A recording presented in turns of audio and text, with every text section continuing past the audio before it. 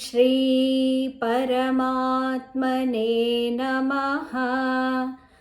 अथ 12. भक्तियोगः। अर्जुन उवाच। श्लोक 1.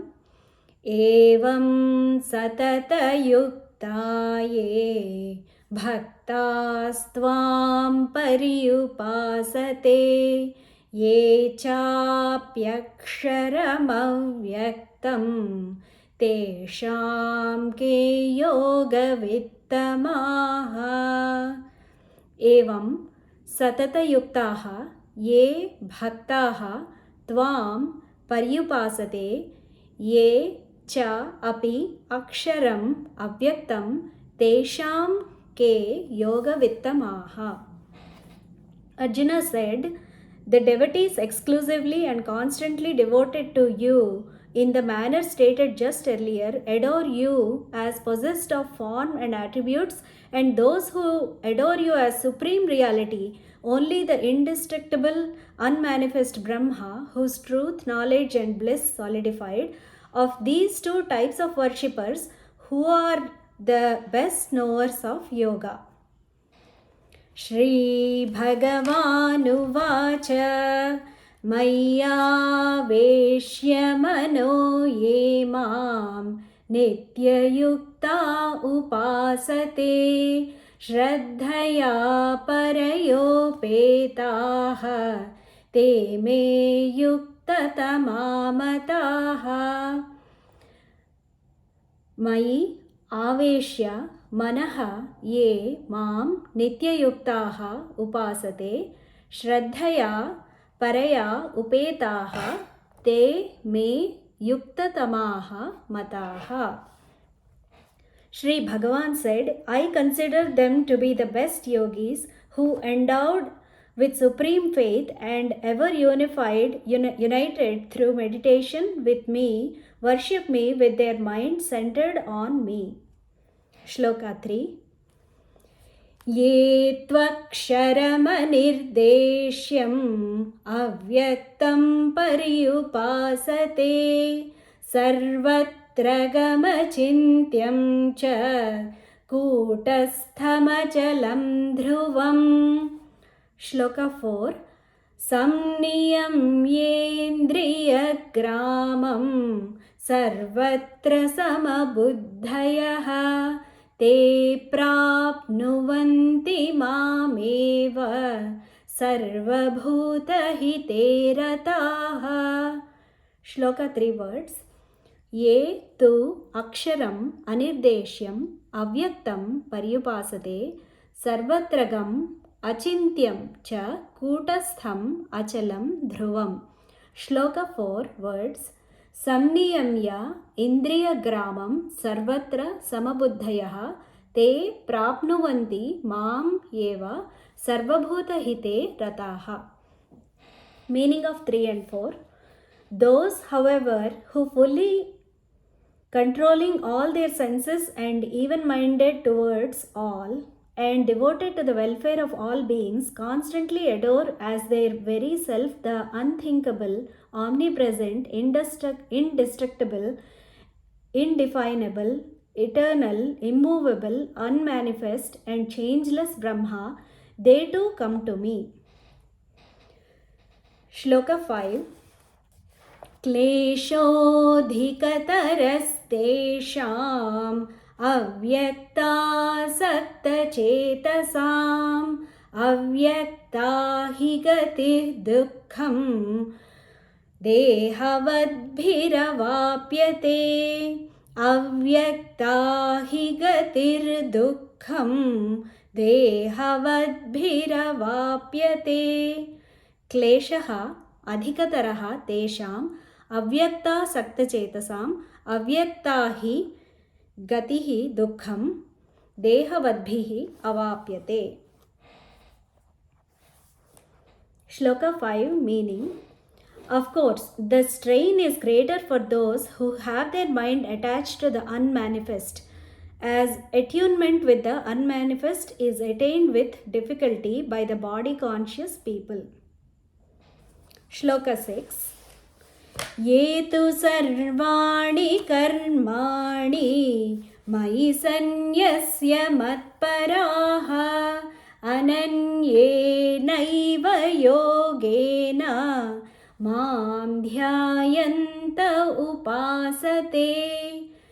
ये तु सर्वाणि कर्माणि मयि सन्न्यस्य मत्पराः अनन्येन एव योगेन मां ध्यायन्तः उपासते। श्लोक 7 तेषामहं समुद्धर्ता मृत्युसंसारसागरात् भवामि न चिरात् पार्थ मय्यावेशितचेतसाम्। तेषाम् अहं समुद्धर्ता मृत्युसंसारसागरात् भवामि न चिरात् पार्थ मयि आवेशितचेतसाम्। The meaning of shlokas 6 and 7 together. On the other hand, those depending exclusively on me and surrendering all actions to me, worship me, God with attributes, constantly meditating on me with single-minded devotion, them, Arjuna, I speedily deliver from the ocean of birth and death, their mind being fixed on me. Shloka 8. मय्येव मन आधत्स्व मयि बुद्धिं निवेशय निवसिष्यसि मय्येव अत ऊर्ध्वं न संशयः। मयि एव मनः आधत्स्व मयि बुद्धिं निवेशय निवसिष्यसि मयि एव अतः ऊर्ध्वं न संशयः।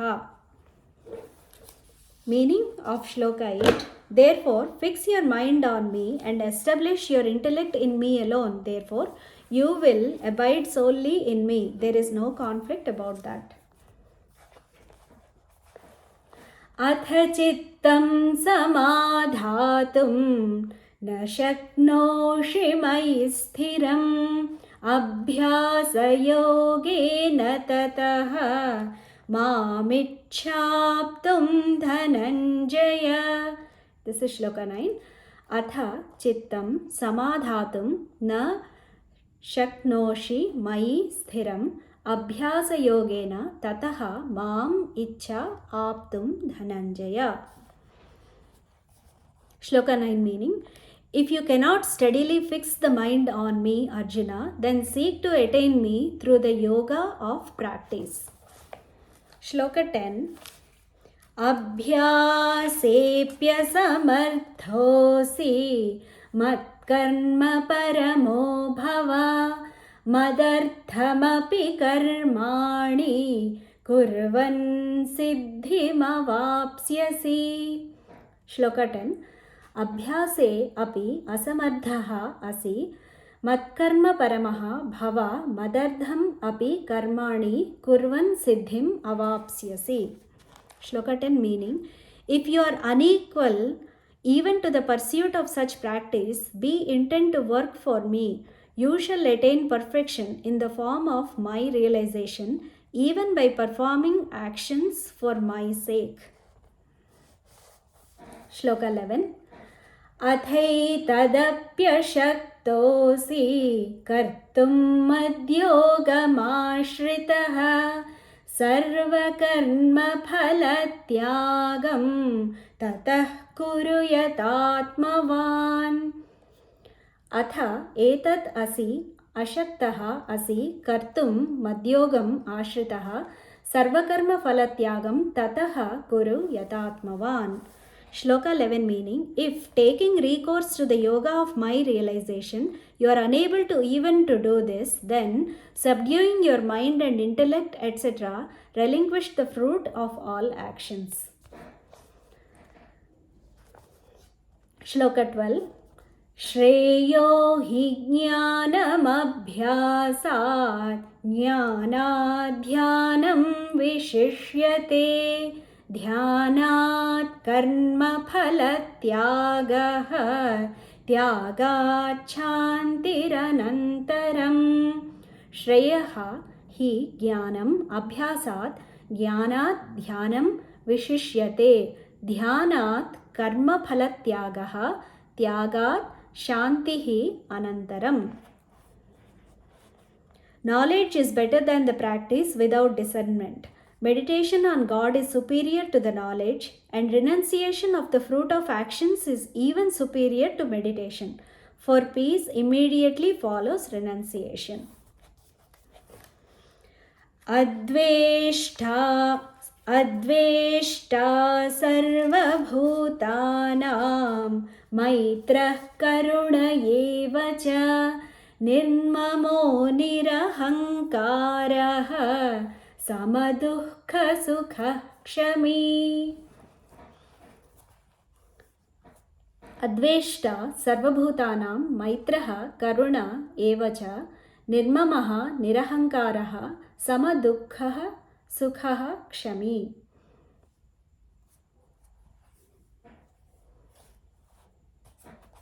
Meaning of this 13th shloka. He who is free from malice towards all beings, friendly and compassionate, and free from the feelings of I and mine, balanced in joy and sorrow, forgiving by nature, ever contented and mentally united with me, nay, who has subdued his mind, senses, and body, has a firm resolve, and has surrendered his mind and reason to me, that devotee of mine is dear to me. This is the meaning of 13 and 14. Let me do the 14. Santushtas satatam yogi yatatma drudha nishchayah mayyarpita mano buddhihi yo madbhaktas same priyah. Santushtaha satatam yogi yatatma drudha nishchayah mayi arpita mano buddhihi yaha madbhaktaha saha me priyaha. Okay. 15th shloka. Yasmanno dvijate lokaha lokanno dvijate chayah harshamarshbhayodvegaihi mukto yassa cha me priyah.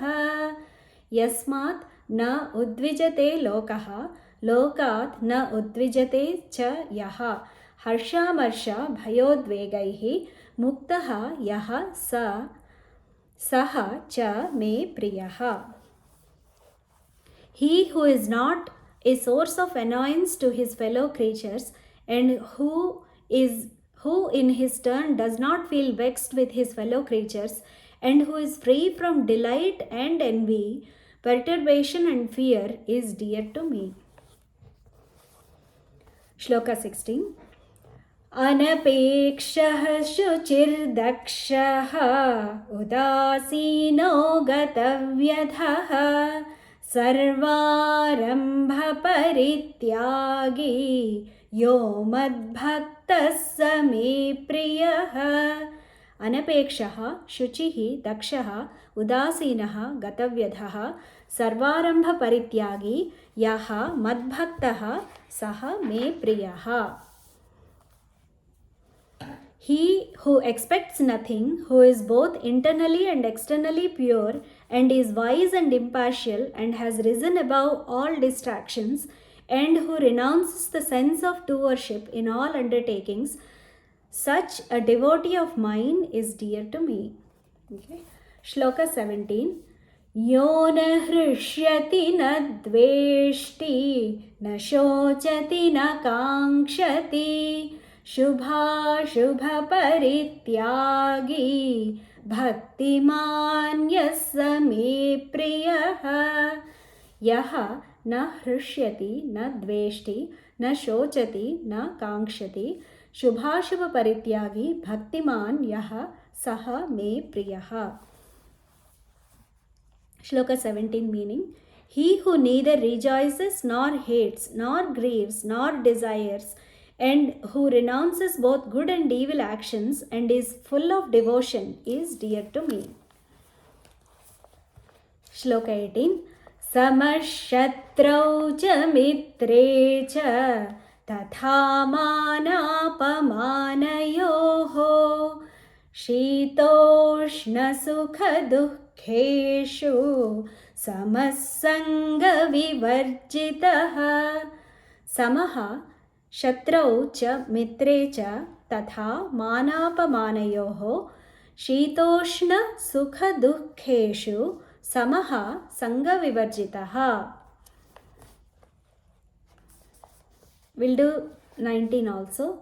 तुल्यनिन्दास्तुतिर्मौनी सन्तुष्टो येन केनचित् अनिकेतः स्थिरमतिः भक्तिमान् मे प्रियो नरः. तुल्यनिन्दास्तुतिः मौनी सन्तुष्टः येन केनचित् अनिकेतः स्थिरमतिः भक्तिमान् मे प्रियः नरः. Meaning of 18 and 19 combined. He who deals equally with friend and foe and is the same in honor and ignominy, and who is alike in heat and cold, pleasure and pain, and other contrary experiences, and is free from attachment. He who takes praise and reproach alike, and is given to contemplation, and is contented with any means of subsistence available, entertaining no sense of ownership and attachment in respect of his dwelling place, and is full of devotion to me, that person is dear to me. Shloka 20. Ye tu dharmyamrutamidam yathoktam pariyupasate श्रद्धधाना मत्परमाः भक्तास्तेतीव मे प्रियाः. ये तु धर्म्यामृतम् इदं यथा उक्तं पर्युपासते श्रद्धदानाः मत्परमाः भक्ताः ते अतीव मे प्रियाः. Those devotees, however, who partake in a disinterested way of this nectar of pious wisdom set forth above, endowed with faith and solely devoted to me, they are extremely dear to me. Om Tat Saditi Srimad-Bhagavad-Gitasu Upanishatsu Brahma Vidyayam Yoga Shastre Shri Krishnarjuna Samvade Bhakti Yogo Nama Dvadashodhyayah.